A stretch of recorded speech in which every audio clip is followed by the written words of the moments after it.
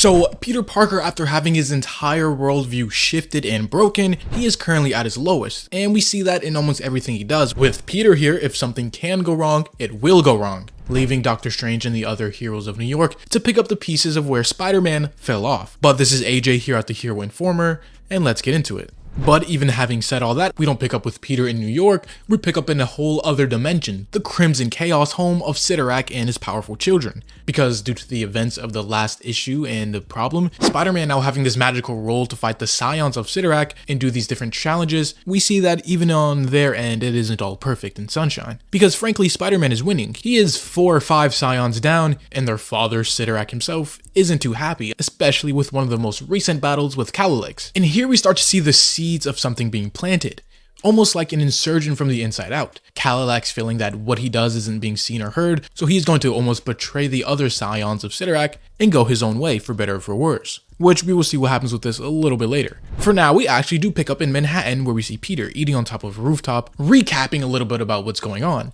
with him even saying, "I quit. I gave up on everything. I've disappointed my friends, abandoned my family." After you watch, no, feel everyone and everything die, it's easy for you to just change priorities. Because Peter, after physically feeling, seeing, and experiencing the death of not only everyone close to him, but the concept of death within the universe itself, he is pretty disillusioned with life at this point, not even being able to bear being near his friends or family, knowing the horrific and almost tragic and meaningless deaths a lot of them will just face. No matter what accomplishments or good they do in their lives, Peter just is being very pessimistic right now. But on the upside, if there even is one in this type of situation, Peter does say while he is in his temporary retirement, it's honestly pretty freeing, because he used to have a lot of problems, but now he only has one real pertinent thing on his mind. He has no food left and nothing left to eat, so he is going to go search for more, as he goes on to navigate and walk the streets of New York completely down in the dumps. And actually, crazily enough, this just doesn't go unnoticed. No, there are 2 very important beings who notice Peter in the state he is in now.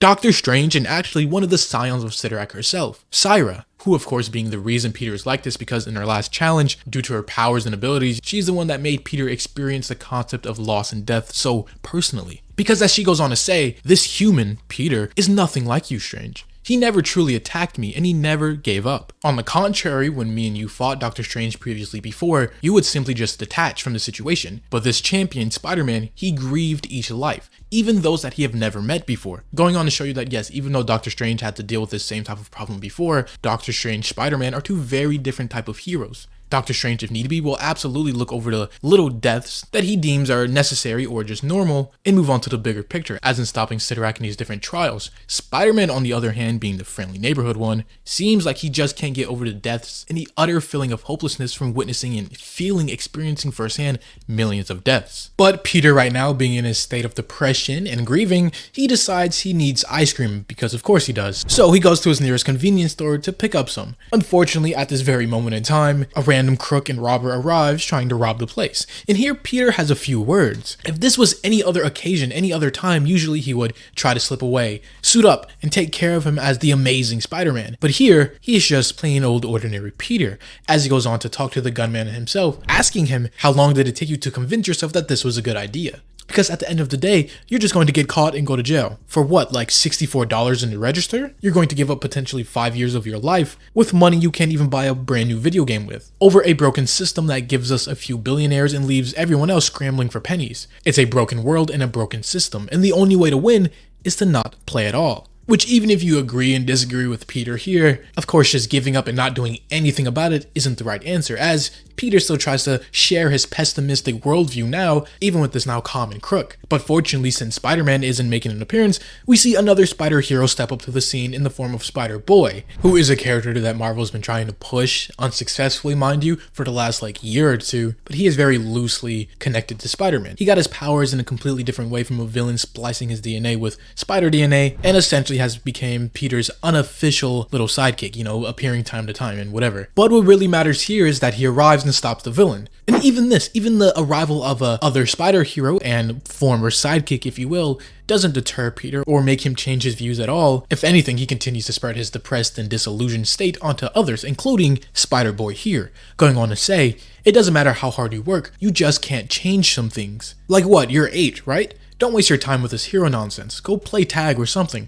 Be a kid. because Peter himself saw where this hero business potentially could lead for Spider-Boy, dead, especially with him being so young, only 10 years old at that. Peter is very much against him doing what he is doing. And Spider-Boy here has the same optimistic look that Spider-Man usually does, as he goes on to say, just because you're sad doesn't mean you have to give up. You have to keep trying because things can get better. They do get better. But again, Peter in the state he is in now very much disagrees. And while this entire interaction is happening right here, they are once again stalked and watched from above by Doctor Strange and Cyra, which even they can tell this isn't normal for Spider-Man, seeing this very drastic change. Doctor Strange even says he quit, which is not normal for him. But speaking of normal, I can ask the same of you. Your challenge, Cyra, is supposed to be over, yet here you are. Which we see Cyra herself, the scion of Cyra, even being confused about this, saying, yes, my grand challenge. I don't really care about that, but why do I just care about him, Peter? Which just opens a whole other can of worms and new lines of questioning about why Cyra here, even though technically this is her fault, is so invested in this one particular human, Peter Parker. And speaking of Peter, we move back over to him, where we see him at a little meeting of his. Because still, throughout everything, he's pretty down in the dumps with life, feeling almost numb to everything around him, and so right now what he really needs is answers. So he decides to seek out someone who he really trusts at this current moment, his current love interest and the person he is seeing right now, Shay. And for the last couple of weeks, Peter has been very distant,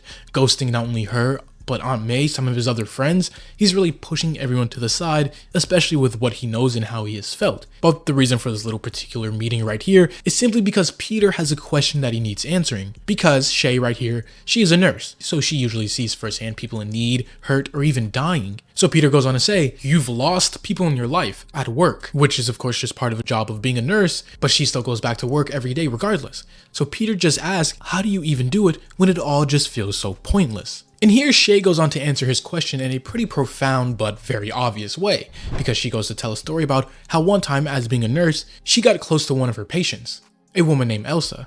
But unfortunately, she chose a life of crime and eventually got caught. She also chose a life of a smoker, and yes, while she stopped that, it was too late. They tried to fight the eventual cancer and sickness, but it was too late. They lost. Death, pain, and loss just happens every day, and it always hurt. And at that time, Shay just wanted to quit, end it right there. But a day or two later, it finally hit her. It does happen every day. The death, the pain. It doesn't matter if she's a nurse working directly with hurt patients, or just a random checkout lady at CVS. Pain, death, suffering in this current reality and universe that we live in the Marvel universe, it is pretty much almost a certainty. There's only two things really guaranteed in life: your birth and your death. Everything in between, well, that's the real question. But death is just a everyday part of life. Everyone on Earth, every human, eventually is going to go. With her giving one last piece of advice to Peter, saying pain is inevitable, but suffering is optional, before she walks off, hoping that this little conversation has helped. Because yes, even though what she said is pretty obvious, death is something that you can't avoid, no matter what you do or who you are as a human, whether it's you personally or those around you. You can't just give up and quit because of something that's out of your control. You just have to push for it anyway. The suffering part, being down in the dumps and very depressed like Peter is here, is optional, which would make sense to get through to Peter here, for him to finally understand, yes, that's right, but it doesn't. As you see him still haunted by the millions of people and deaths experiences that he has experienced physically, personally himself. So, even with him having the correct information and obvious way out of this little depressive stunt that he's in, it's hard to find a light in the tunnel when every time you close your eyes, you still see all the failure and deaths of not only humans on Earth, but loved ones and people he has grown to know. But of course, being in the Marvel universe, everything doesn't just revolve around Peter, especially in the situation that he's in now with, this whole grand challenge and trials of the Scions of Cyra that he has to complete. We will soon see a bunch of other people dragged in as we move over to the X-Men headquarters over in Alaska, where we see currently what Juggernaut is doing. Because being an Avatar of Cyra, he would have got dragged into this conflict sooner or later. But here we see that he has some sort of premonition, feeling in the back of his head that something is wrong and everyone is in danger. So he decides to gather all of the X-Men team here and head to New York. And speaking of New York, we move over to see Peter. Peter at a place he realistically probably shouldn't be at right now, but he's just so down, so depressed, so out of it that he just needs some sort of connection right now. And of course, with all of his other leads and connections, friends, family, even his,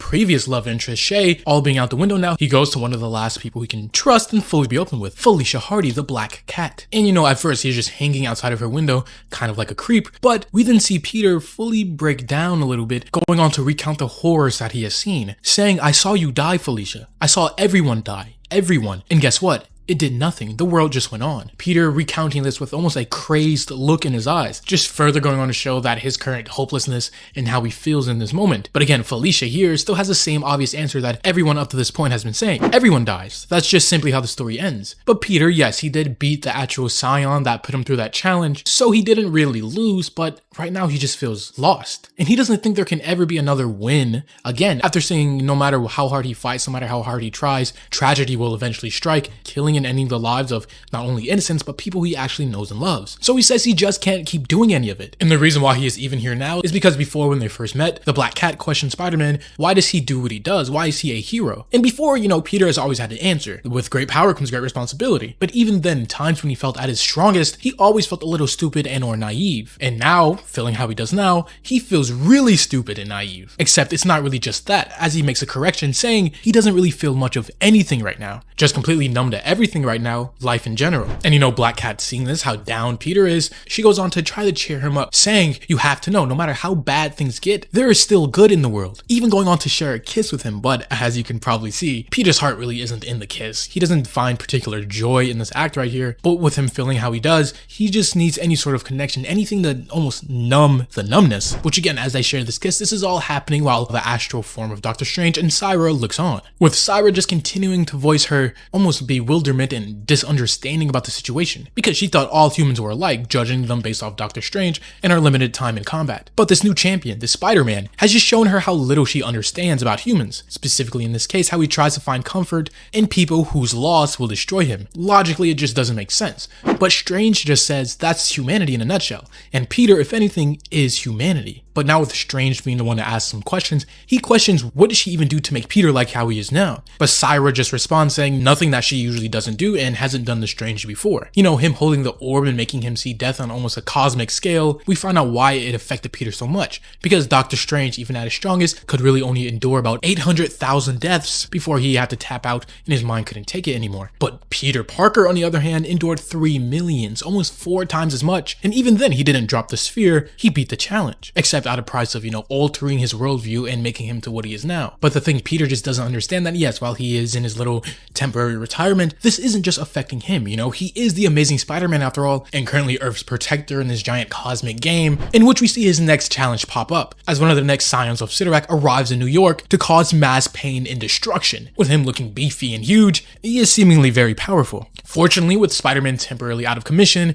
this is where the other heroes of New York in the form of the X-Men step up to the plate, plastering a pretty powerful roster, including the Juggernaut, Magic, Cyclops, etc. And this is interesting because Juggernaut is empowered by Cyra, so when two foes with the same power force comes head to head, we might even see Cyra strip Juggernaut of his powers. But that is an outcome and a situation we don't get to see here, as this issue and video comes to a close.